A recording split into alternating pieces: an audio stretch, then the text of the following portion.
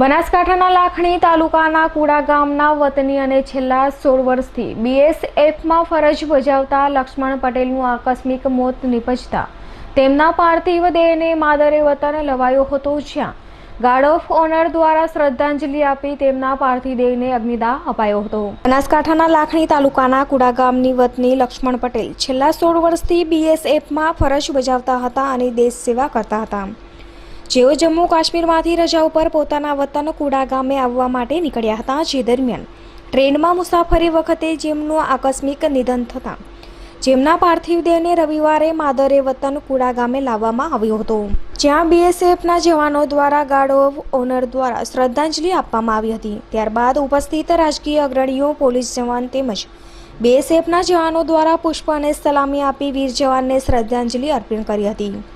જોકે ત્યારબાદ વીર જવાનના 9 વર્ષના પુત્રે રડતી આંખે પિતાને અગ્નિદાહ આપ્યો હતો। વીર જવાનના નિધનથી લાખણી પંથકમાં ગમગીની છવાઈ ગઈ હતી। Harshad Patel, V News, Lakhani, Banaskantha.